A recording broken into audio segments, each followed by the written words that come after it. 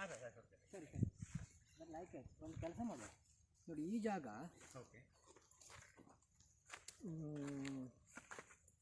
ಈಗ ಸುತ್ತಕೋಳಿ ಬರೋದಾದರೂ ಜಾಗ ಸಾಕಿದೆ ಓಕೆ ಸುತ್ತಕೋಳಿ ಬರ್ತದೆ ಏನು ಕೇಳಿದ್ರೆ ಇದೊಂದು ಮರ ತೆಗಿಬೇಕು ಹೌದು ಇದೊಂದು ಅಲ್ಲೊಂದು 6 ಮರ ತೆಗಿಬೇಕಾಗುತ್ತೆ ಹೌದು ಹೌದು ಹೌದು ಇವಾಗ ನನ್ನ ಲೆಕ್ಕ ಅಂತ ಗೊತ್ತಾ ಹಾಂ ಈ ಅಶ್ವತ್ಥ ಮರ ಇರ್ತಲ್ಲ ಹೌದು ಅಶ್ವತ್ಥ ಮರ ವಾಯುವ್ಯದಲ್ಲಿ ಬರುವ ಹಾಗೆ ಬಂದರೆ ಭಾರಿ ಒಳ್ಳೆಯದು ಓಕೆ ಅಂದರೆ ಒಂದು ಆಗ್ನೇಯ ಮುಖ ಇದು ಅಶ್ವತ್ಥದ್ದು ಓಕೆ ಹಾಗಾಗಿ ಪೂಜೆ ಮಾಡಿ ಆದ ನಂತರ ಓಕೆ ಹೀಗೆ ನಮಸ್ಕಾರ ಮಾಡೋ ಕ್ರಮ ಈ ಕಡೆಯಿಂದ ಓಕೆ ಆ ಲೆಕ್ಕದಲ್ಲಿ ಗರ್ಭಗುಡಿ ಎಂಬುದು ಇದರಿಂದ ಸ್ವಲ್ಪ ಈಚೆಗೆ ಓಕೆ ಸ್ವಲ್ಪ ಬಂದರೆ ಆವಾಗ ಹಿಂಭಾಗದಲ್ಲಿ ಒಂದು ಪ್ರದಕ್ಷಿಣ ಪಥ ಮತ್ತು ಕೌಳಿಕಟ್ಟೆ ಇಷ್ಟು ಬರೋದಕ್ಕೆ ಜಾಗ ಸಾಕು ನಮಗೆ ಈಚೆಗೆ ಒಂದು 90 ಫೀಟ್ ಸಿಗ್ತದೆ ನೋಡೋಣ ಅಲ್ಲ ಇಲ್ಲಿಂದ ಗೊತ್ತಾ ಅಲ್ಲಿಂದ ಒಂದೆರಡು ಅಡಿ ಬಿಟ್ಟಾರೆ ರಾಜು ಈ ಕಡೆ ಬಂದು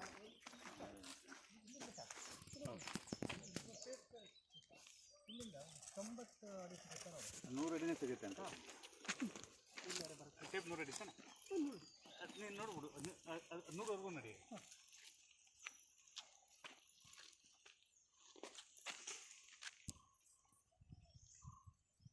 ಅದು 100 आप ऐसा ही रुक जाओ ऐसा ऐसा ही रुक जाओ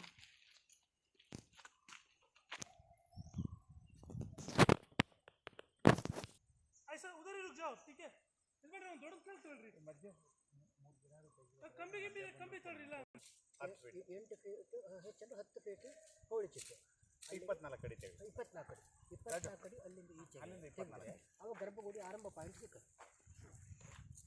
ಇಲ್ಲಿ ಸೆಂಟರ್ ಇದು ಸೆಂಟರ್ ಮಾಡ್ತಾರೆ ಹಾಂ ಸೆಂಟರ್ ಈಗ ರಾಯ್ ಪಕ್ಕದ ನಾವು ಉದರ ಫೀಟಿಗೆ ರಾಯ್ ಪಕ್ಕದಿದೆಯಾ ಬಿಡಿ ಬಿಡಿ ಬಿಡಿ ಒಂದು ಕಂಬಿ ಇಷ್ಟು ಕಂಬಿ ತುಂಬ ಬಿಡಿ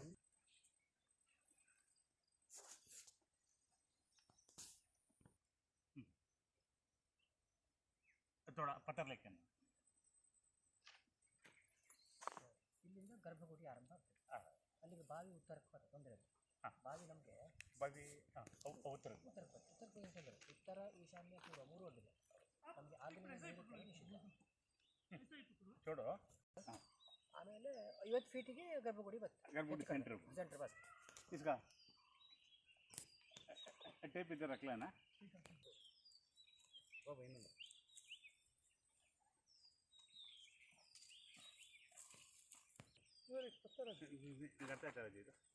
ಇದು 8 ಫೀಟ್ ಸ್ವಲ್ಪ ಕೆಲವು ಇಂಚ್ ಅದರದ್ದೊಂದು ಆಯ ಇದೆ ಓಕೆ ಆಮೇಲೆ 12ರದ್ದು ಒಂದಿದೆ ಓಕೆ 9ರದ್ದಿದೆ ಓಕೆ 7ರದ್ದು ದೊಡ್ಡ ಸಣ್ಣದಾಗ್ತದೆ ಬೇಡ ಬೇಡ ಮಿನಿಮಮ್ 8ರಿಂದ ಆರಂಭ ಮಾಡುವ ಇದೆ ಒಂದು 2-3 ಒಳ್ಳೊಳ್ಳೆ ಆಯ ಇತ್ತು ಸುಬ್ರಹ್ಮಣ್ಯಂ ಘಾಟ ಅಂತ ಅಲ್ಲಿಂದ ಇಲ್ಲಿಗೆ 50 ಅಡಿ ಅಲ್ಲ ನಿಂಗೆ ಹೇಳ್ಬಿಡ್ತೀನಿ ನೋಡು ಅಲ್ಲಿ ಕಲ್ಲಿಟ್ಟಿರೋದ್ರಿಂದ 100 ಅಡಿ ಪೂರ್ತಿ 100 ಅಡಿ ಒಳಗಡೆ ಮಧ್ಯ 50 ಅಡಿ ಈ 50 ಅಡಿ ಮಧ್ಯದಿಂದ ರಾಯರು ಹೇಳ್ತಾರೆ ಎಷ್ಟು ಅಡಿ ಗರ್ಭಗುಡಿ 10 ಅಡಿ ಬರ್ತದೆ 12 ಅಡಿ ಬರ್ತದೆ ಅಂತ ಮಧ್ಯದಿಂದ 10 ಅಡಿ ಬಂದರೆ 5 ಅಡಿ ಈ ಕಡೆ 5 ಅಡಿ ಆ ಕಡೆ ಹೌದು ನಂಗೆ ಇದು ಗರ್ಭಗುಡಿ ಆಯಿತು ಗರ್ಭಗುಡಿ ಮೇಯ್ನ್ ಇದು 100 ಅಡಿ ಆಯಿತು ಹಿಂಗೆ 100 ಅಡಿ ಆಯಿತು ನಾವು ಎಷ್ಟು ಬೇಕಾದ್ರೂ ಮುಂದಕ್ಕೆ ತಗೋಬೋದು ಆಮೇಲೆ ಏನಾಗಬೇಕು 10 ಅಡಿ ಎಲ್ಲದೂ ಕೂಡ 4 ಕಡೆ ಇದು ಬರಬೇಕು ಚೌಕ ಕಟ್ಟೆ ಕೂತ್ಕೊಂಡು ಎಲ್ಲ ಕಡೆ 10 ಅಡಿ 4 ಕಡೆ ಇಲ್ಲಿಂದ 10 ಅಡಿ ಆ ಕಡೆ ಮುಂದ್ಗಡೆಯಿಂದ 10 ಅಡಿ ಒಂದು 9:30 ಅಥವಾ 10:30 ಹಿಂಗೆ ಸಿಕ್ಕೋದು ಕರೆಕ್ಟ್ 10 ಅಂತಲ್ಲ ನಾನು ಅಂದಾಜು ಮಾಡಿ ಹೇಳ್ತೇನೆ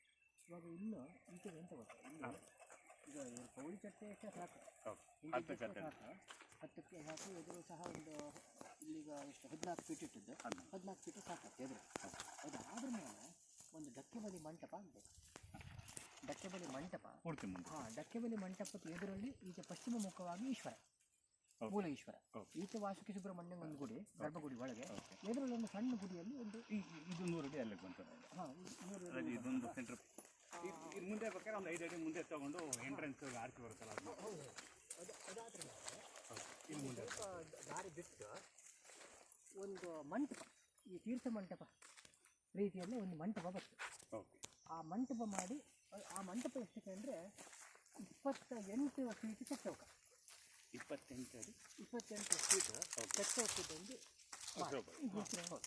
ಅದು ನಾಗಮಂಡಲ ಮಾಡೋದಾದರೆ ಆಮೇಲೆ ಡಕ್ಕೆ ಬನ್ನಿ ವರ್ಷ ಮಾಡೋದಾದರೆ ಕಾರ್ನರ್ ಮಾಡೋದಕ್ಕೆ ಎದುರುಗಡೆ ಚಂದ ಅದೇ ಈ ನಮಗೆ 50 ಅಡಿ ಇಲ್ಲಿ ಬಂದರೆ ನೀವು ನಿಂತಿರೋ ಜಾಗ ಇಲ್ಲಿ ಬರುತ್ತೆ ಹೌದು ಕರೆಕ್ಟ್ ಇಲ್ಲಿ ಅಪ್ರಾಕ್ಸಿಮೇಟ್ ಇಲ್ಲಿ ಬರುತ್ತೆ, ಹೌದು ಇಲ್ಲಿ ಬರುತ್ತೆ. ಹೌದು.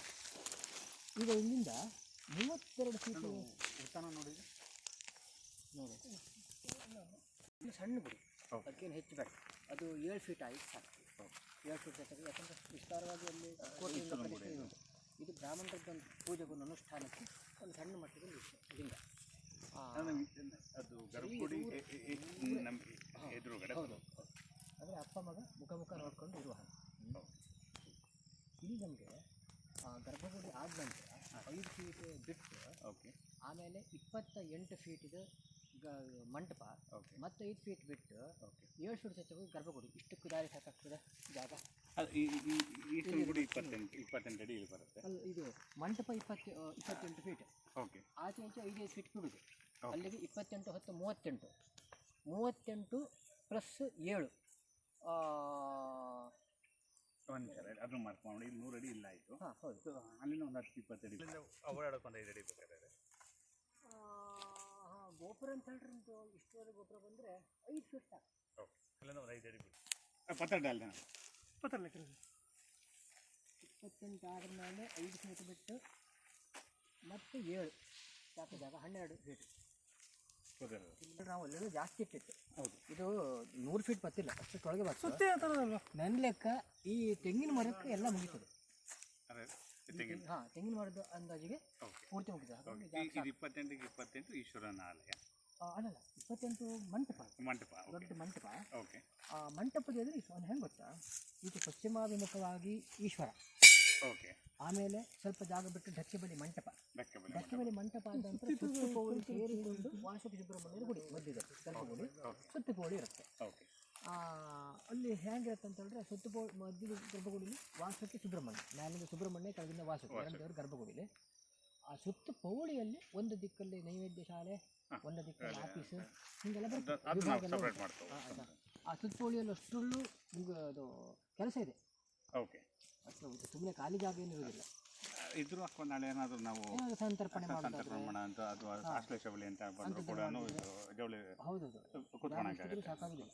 ಮತ್ತೆ ಆಮೇಲೆ ಅಲ್ಲಿ ಹರಕೆ ಅಷ್ಟು ಯಾವುದು ಇದು ಬಂದಾಗ, ಯಾವುದು ನಾಗ ಪ್ರತಿಷ್ಠೆ ಎಲ್ಲ ಮಾಡೋದು ಬಂದಾಗ ನೀವು ಕುಕ್ಕೆಯಲ್ಲಿ ನೋಡಿ ಒಂದು ಕಡೆ, ಅದೇ ರೀತಿಯಲ್ಲಿ ಅಶ್ವತ್ಥ ಮರದಲ್ಲಿ ಕಟ್ಟೆ ಮಾಡಿ ಒಂದು ಕಟ್ಟೆ ಮಾಡಿದ್ರೆ ಅಲ್ಲಿ ಸಣ್ಣ ಸಣ್ಣ ನಾಗನಕಲ್ ಪ್ರತಿಷ್ಠೆಗೆ ಇದಕ್ಕೆಲ್ಲ ವ್ಯವಸ್ಥೆ. ಆ ಪ್ರತಿಷ್ಠಾಪನೆಗೆ ಆ ಪ್ರತಿಷ್ಠಾಪನಾ ಮಂಟಪ ಅಂತ ಯೂಸ್ ಮಾಡ್ಕೊಂಡು ಆಲ್ರೆಡಿ ಒಂದು ನಾಗ ಪ್ರತಿಷ್ಠಾಪನೆ ಆಗಿರುತ್ತೆ. ನಿಮಗೆ ಪ್ರತಿಷ್ಠಾಪನೆಗೆ ಯಾರ್ಯಾರು ಬರ್ತಾರೋ ಅವರೆಲ್ಲ ಆ ಮಂಟಪದಲ್ಲಿ ಕೂತ್ಕೊಳ್ಳಿ. ಅದು ಸ್ಟೆಪ್ ಮಾಡಿ ನಾವು ಕಟ್ಟೆ ಇಟ್ಟುಬಿಟ್ರೆ ಓಕೆ, ಅದ್ರ ಇದ್ದ ಹಾಗೆ ಅದು ನಿಮಗೆ ಎಷ್ಟು ಬುಕ್ಕಲ್ಲಿ ಹಾಕೊಂಡು ಹಾಕ್ಬೋದು. ಆ ರೀತಿಯಲ್ಲಿ ಮಾಡಿದ್ವಿ. ಅದಕ್ಕೊಂದು ಆಯ್ ಹೇಳ್ತೇನೆ, ಇದಕ್ಕೆ ಅಲ್ಲಿ ಬೇಕಾದಷ್ಟು ಆಗಿದೆ ತೊಂದರೆ. ರಾಜು, ಇವಾಗ ನೀನು